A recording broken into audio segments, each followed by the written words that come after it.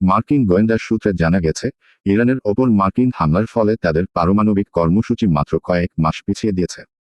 President Donald ট্রাম্পের সম্পূর্ণ ধ্বংসের দাবির বিরোধিতা করে সংস্থাটি এ তথ্য প্রকাশ করেছে। জেরুজালেম থেকে বার্তা সংস্থা এএফপি খবর জানায়, বুধবার ভোরে ইরান ও ইসরায়েলের মধ্যে যুদ্ধবিরতি শুরু হওয়ার পর সর্বশেষ ঘটনাবলী এখানে তুলে ধরা হলো। মার্কিন গণমাধ্যম মঙ্গলবার জানিয়েছে, একটি গোপন মার্কিন গোয়েন্দা নথিতে এই সিদ্ধান্তে উপনীত হওয়ার কথা জানানো হয়েছে যে গত সপ্তাহান্তে আমেরিকান হামলা ইরানের সেন্ট্রিফিউজ বা সমৃদ্ধ ইউরেনিয়ামের মজুদ সম্পূর্ণরূপে ধ্বংস করতে পারেনি। বি-2 বোমারু বিমান জিবিইউ-57 বাংকার বাস্টার বোমা দিয়ে দুটি ইরানি পারমাণবিক স্থাপনায় আঘাত হানে এবং একটি guided missile submarine Tomahawk cruise ক্ষেপণাস্ত্র দিয়ে তৃতীয় স্থানে আঘাত করে।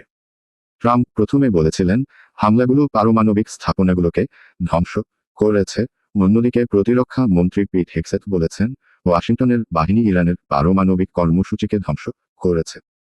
কিন্তু প্রতিরক্ষা গোয়েন্দা সংস্থার একটি প্রাথমিক প্রতিবেদনে বলা হয়েছে, বোমা হামলায় ভূগর্ভস্থ ভবনগুলো ধ্বংস না করে কিছু স্থাপনার প্রবেশপথ বন্ধ করে দেওয়া হয়েছে, যা মার্কিন সংবাদ মাধ্যমের তথ্য অনুসারে অনুসন্ধানের সাথে পরিচিত সূত্রের বরাত দিয়ে এ কথা বলা হয়েছে। ট্রাম্প সংবাদ মাধ্যমের প্রতিবেদন প্রত্যাখ্যান করেছেন। প্রেসিডেন্ট তার ট্রুথ সোশ্যালে পোস্টে লিখেছেন, ইরানের পারমাণবিক স্থাপনাগুলো সম্পূর্ণরূপে ধ্বংস হয়ে গেছে। হোয়াইট হাউসের প্রেস সচিব ক্যারোলিন লিভিট মূল্যায়নটি সত্য বলে নিশ্চিত করেছেন, তবে বলেছেন যে এটি সম্পূর্ণ ভুল এবং অতি গোপন হিসাবে শ্রেণীবদ্ধ করা হয়েছিল কিন্তু ফাঁস হয়ে গেছে।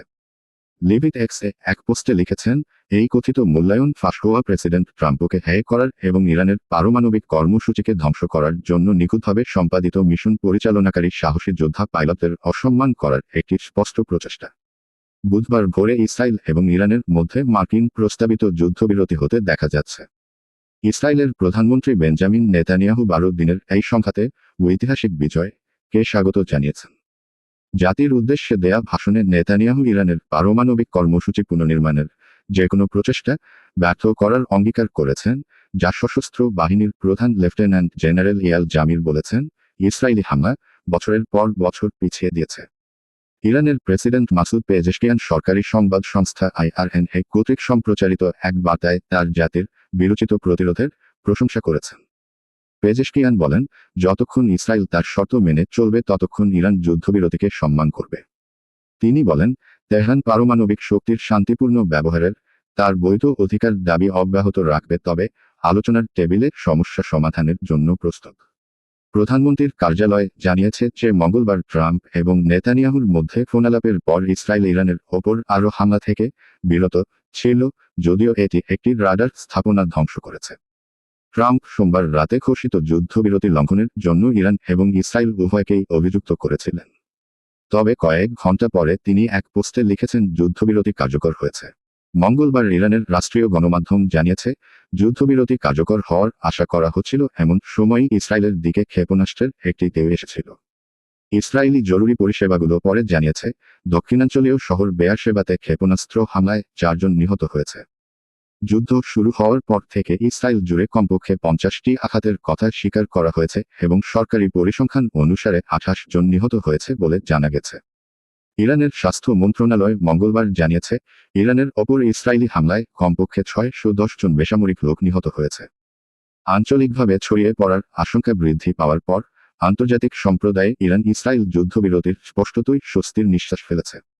ট্রাম্প, যিনি পূর্বে ইরানে শাসন পরিবর্তন নিয়ে খেলছিলেন, নেদারল্যান্ডসের ন্যাটো শীর্ষ সম্মেলনে যাওয়ার পথে এই ধারণাটি প্রত্যাখ্যান করেন। ট্রাম্প এয়ার ফোর্স ওয়ানে সাংবাদিকদের বলেন, যদি বলে থাকি তাহলে বলেছি, কিন্তু না, আমি এটা চাই না। যত তাড়াতাড়ি সম্ভব আমি সবকিছু শান্ত দেখতে চাই। মঙ্গলবার শীর্ষ সম্মেলনের ফাঁকে ট্রাম্পের সাথে দেখা করে তুর্কি president Recep Tayyip Erdogan. President ট্রাম্পের প্রচেষ্টার মাধ্যমে ইসরায়েল ও ইরানের মধ্যে অর্জিত যুদ্ধবিরতিতে সন্তুষ্টি প্রকাশ করে আশা করছেন এটি স্থায়ী হবে। তার কার্যালয় কথা জানিয়েছে।